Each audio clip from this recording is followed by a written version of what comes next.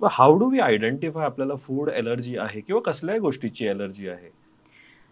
कधी-कधी असं असतं, की पहिल्या स्टेजमध्ये कुणाला कळतच नाही, की आपल्याला हं, कशाची ॲलर्जी आहे. पण जेव्हा विशेषतः त्या गोष्टी सतत खाल्ल्यानंतर हं, एखाद्या वेळेस एक लक्षण जे प्रादुर्भावानं येतं, हं, त्याच्यामध्ये मी तुम्हाला सांगेल, की आता गोव्यामध्ये प्रॉन्सचं प्रमाण भरपूर असतं, हं, उपलब्धीही भरपूर आहे. पण विशेषतः लोकांना प्रॉन्स खाल्ल्यावरती अंगावरती रॅश येणं, हं, डोळे लाल होणं, हं, त्यानंतर ओठ आणि डोळे सुजणं, ह्याला एन्जिओइडिमा असं म्हणतात. हं. तर ते होऊ शकतं. बऱ्याचशा ओके. शेलफिशमुळं, क्रॅब्समुळं किंवा अ, अ, हे म्हणजे प्रॉन्समुळं त्यांना ते तसा त्रास होऊ शकतो. हं, तर ही ॲलर्जी आपल्याला ते विशेषतः तो पदार्थ सतत खाल्ल्यामुळं हं, किंवा सतत त्याचा अनुभव आल्यामुळं आपल्याला हं. कळतं की ती ॲलर्जी आहे.